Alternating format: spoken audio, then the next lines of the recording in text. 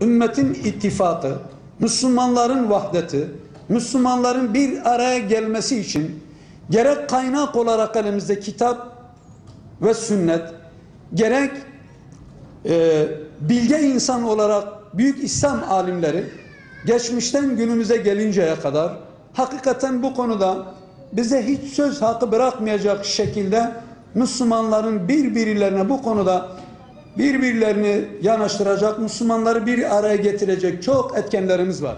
Bizim düşmanımız cehalet, zaruret, ihtilaftır. Kardeşlik için ümmet diyoruz. İşte kardeşlik manasının zedelendiği en önemli hadiselerden bir tanesi işte ihtilaflar.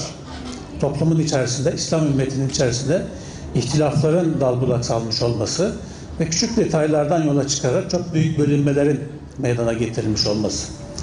Şimdi bu üç düşman cehalet, zaruret, ihtilaf düşmanlarına karşı diyor ki bu üç düşmana karşı sanat, marifet, ittifak silahıyla cihad edeceğiz. Yani dikkat edin, cihat kelimesini kullanıyor. Yani cihadı hariçteki düşmanlara karşı işte top, tüfek işte vesaire bugünün modern teknolojik silahlarıyla bir oruç, bir savaş olarak anlamazdan evvela kendi içimizde bu üç düşmana karşı bir cihat ilan etmemiz lazım. Evvela cehaleti ortadan kaldırmamız lazım kendi içimizde. Kim ki aynı Allah'a, Resul'e ve kitaba iman ediyorsa onlar tek bir cemaattirler. Onların işleri istişare ve şura iledir. Alimlere danışırlar ve halkla konuşurlar. Biri dikey haberleşmedir. Alimleri çoğul olarak kullanıyorum. Herkes kendi liderine, örgütüne, şeyhine değil. Alimler gökteki yıldızlar gibidir. Onlara kulak verirler. Kafalarını kireye vermezler. Onlar akletmeye çalışırlar. Ama biz maalesef bu disiplinden uzaklaştık. İttifak ettiğimizde birlikte hareket edeceğiz. İhtilaf ettiğimizde birbirimizi mazur göreceğiz. İlla da bir konuda uzlaşmak, karar vermek zorundaysa o zaman hakeme gideceğiz. Farzdır bu. Allah öyle emrediyor. 3 gündür mühletiniz. Daha sonra hakeme gitmek zorundasınız. Ya iki taraf bir kişiyi hakem seçer, ya iki taraf birer kişiyi seçer, onlar aralarında bir kişi daha seçerler. Onlar bir konuda karar verirler ve siz de onlara uymak zorundasınız. Bu farzdır. Müslümanlar ihtilaf üzere duramazlar. Ama bu geleneği de terk ediyor. Ne evlilik, ne miras, ne de ticaret işlerinde kimse hakeme gitmiyor. Cenab-ı Allah bizim tefrikaya düşmememizi istiyor. Siz tefrikaya düşerseniz, hele Allah'ın dinini kendi aranızda tartışma konusu yaparsanız rüzgarınız kesilir. Siz Allah'ın ipini bırakırsanız Allah da sizin ipinizi bırakır. Allah bizi kendi önünde safları sık ve doğru tutan insanlar olmamızı istiyor. Ne yazık ki Müslümanlar camide saflarını sık ve doğru tutuyorlar ama dışarı çıktıklarında aynı hassasiyeti göstermiyorlar. Hocaların bahsettiği işte bir ayet, mesela çok söylediğimiz, bildiğimiz bir ayet var. Müminler ancak kardeştir. Hucurat suresinde, işte Ali İmran suresinde geçen ayetler.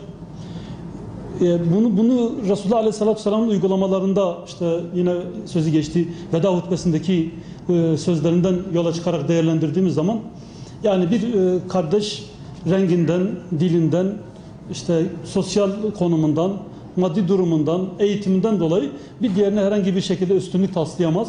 Bunun ölçüsü yine Kur'an-ı Kerim'de belirtilmiş. Üstün olan kimdi? Takvalı olandı. Net olarak bu şekilde belirtilmiş. Yani bunlar cahili adetlerdi ve İslam bu cahili adetleri ortadan kaldırdı, bu üstünlükle ilgili bu iddiaları. İşte İmam Gazaliler gibi, İmam Neveviler gibi, İmam Rabbaniler gibi araya mücedditler, alimler çıktığı için, büyük imamlar çıktığı için yani bu gelenek güçlü bir şekilde devam etmiş.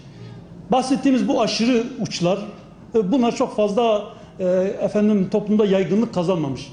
Kimi işte işgal dönemlerinde, tarihin bir döneminde mesela Moğol işgali döneminde veyahut da ona benzer toplumsal sorunların arttığı dönemlerde bunlar seslerini biraz daha yüksek bir şekilde duyurmuşlar. İşte son 100-150 yılda esas problem bu.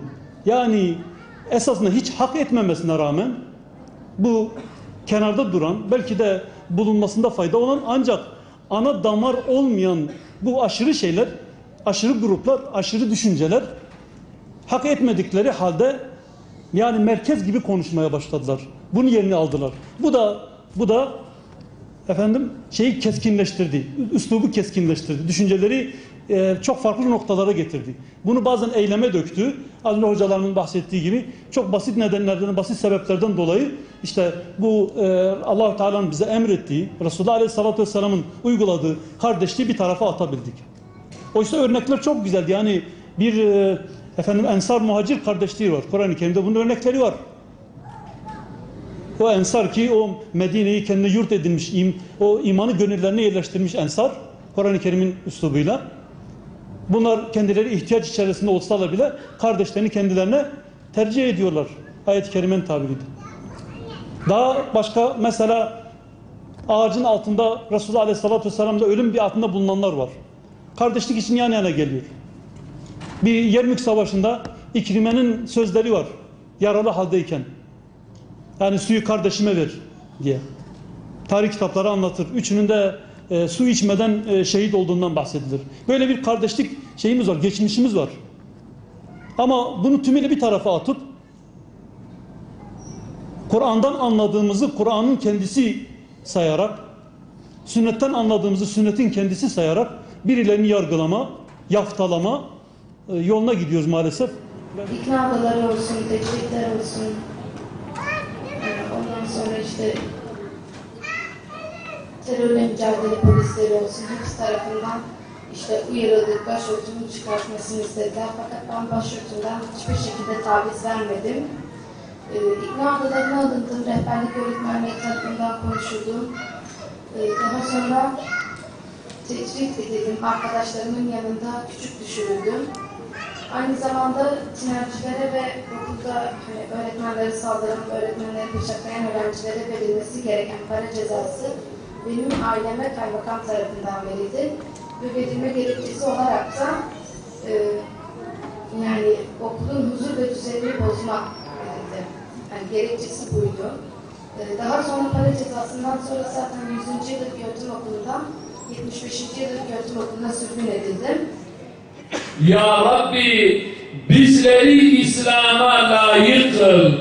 Bizleri Kur'an'a layık kıl. Bizleri kendine kul eyle ya Rabbim.